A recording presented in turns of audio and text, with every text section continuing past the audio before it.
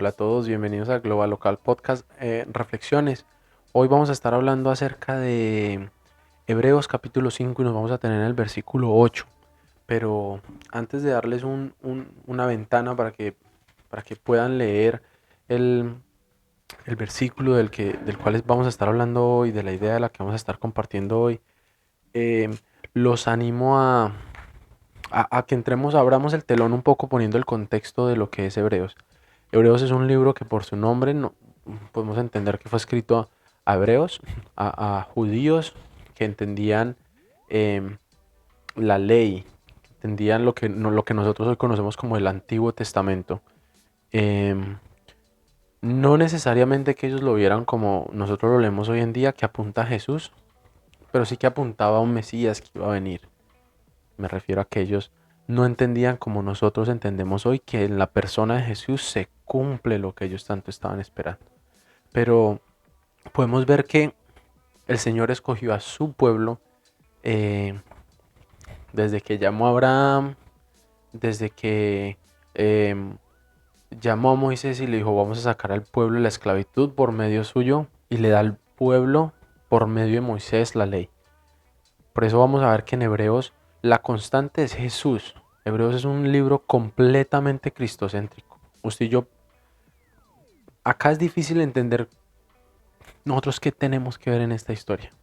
Es un libro que nos recuerda que el centro de todo es Jesús. Y a mí eso me gusta, que no nos encontremos en el libro y no me refiero a que no sea para nosotros, me refiero a que el centro de lo que leemos no somos nosotros. El centro de lo que se lee en Hebreos es completamente Jesús.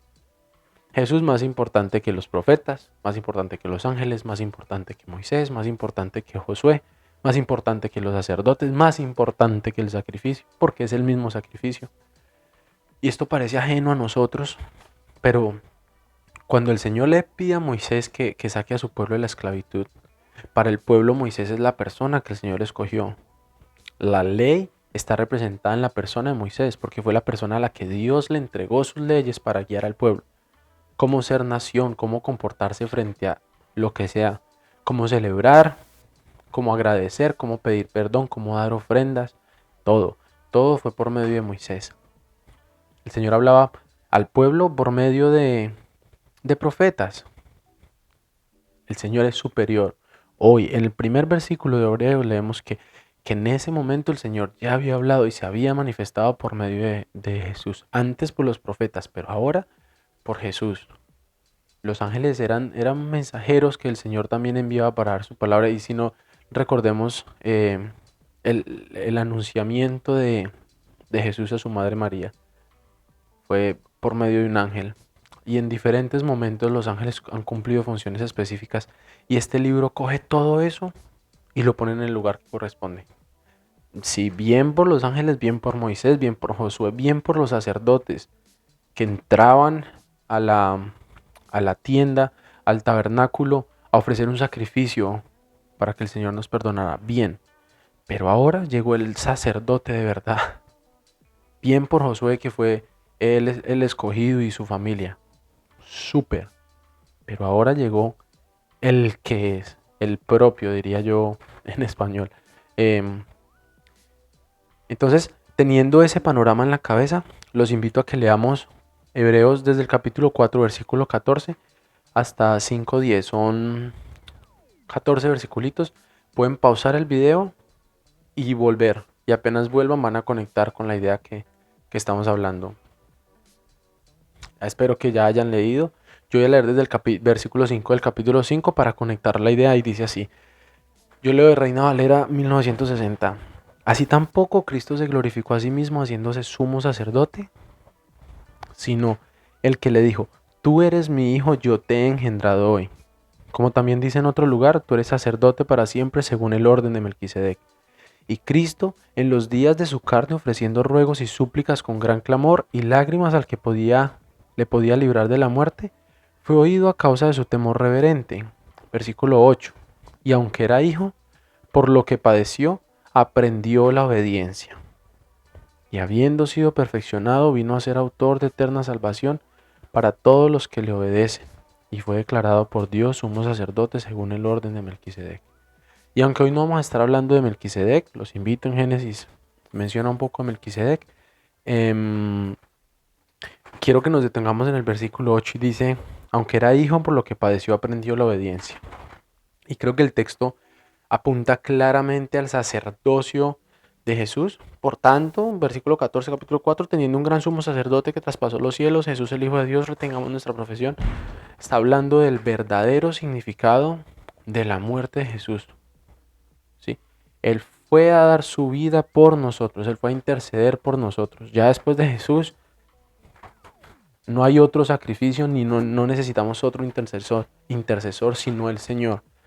Y aunque está apuntando a eso, creo que algo que podemos aprender muy puntualmente hoy acerca de la obediencia es que Jesús, la figura, la imagen misma de Dios, hecha carne, dice Pablo en Filipenses muy bonito, no estimó el ser Dios como cosa que aferrarse, sino que se negó a sí mismo y se dio a una muerte y muerte de cruz.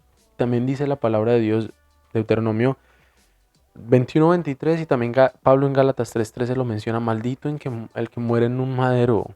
Jesús se hizo maldito por nosotros y en un momento es tan agobiante la situación que Jesús se encuentra con orándole al Padre. Mateo capítulo 26:39 anunció su muerte, sabe que lo van a arrestar y le está clamando al Señor, se postra y le dice, Señor, si es posible pasa de mí esta copa, pero que no se haga tu voluntad sino la mía.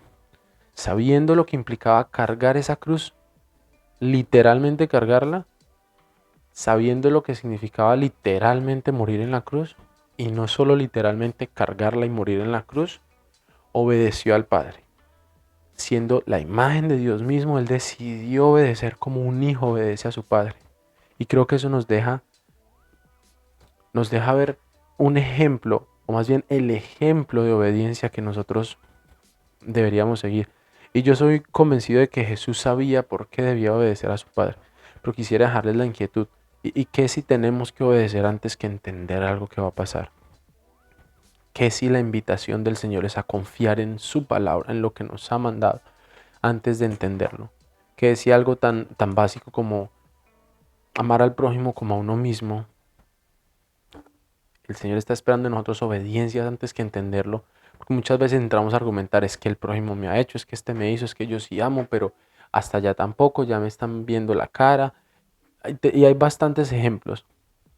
Pero ¿y qué si el Señor, y es solo una manera de reflexionar, una invitación que les quiero hacer, qué si el Señor está esperando en nosotros obediencia antes que entendimiento? Y una obediencia del nivel de Jesús. Aunque era hijo, por lo que padeció aprendió la obediencia, por lo que padeció no le tocó fácil. Y usted y yo somos salvos hoy por eso, porque creemos en su obra en la cruz. Y ni siquiera por creer, porque si usted creemos en algo que no, usted y yo creemos en algo que no pasó, no somos salvos. Hubo algo que pasó, hubo un acto de amor que pasó y porque creemos en que ese acto pasó, somos salvos. Y Él lo padeció, no nosotros. Y esta mañana escuchaba a un pastor, el día que estoy grabando, escuché una prédica, y una de las cosas, una de las preguntas que hacía era, ¿qué es cargar la cruz y no ser obediente? Y si lo miramos desde el camino de Jesús, desde el caminar de Jesús, ¿qué fue cargar la cruz y no ser obediente a su Padre? Y el Señor lo dice, le dice a sus discípulos, el que quiera venir en pos de mí, niéguese a sí mismo, tome su cruz y sígame. Y me hago la pregunta para nosotros, ¿qué, qué es para nosotros negarnos a nosotros mismos, tomar nuestra cruz y seguirlo a Él? ¿Acaso no es tomar la cruz el ser obedientes a lo que el Señor espera de nosotros, a lo que el Señor nos pide, a su ejemplo completo de cómo debemos actuar? Y me dan ganas de irme por las ramas, pero no me voy a alargar.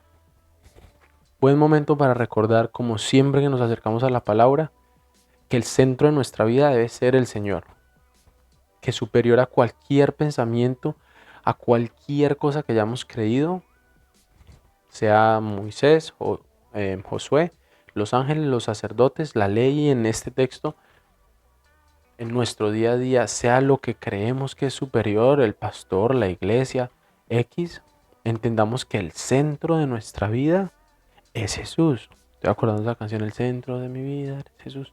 Que el Señor sea el centro de nuestra vida.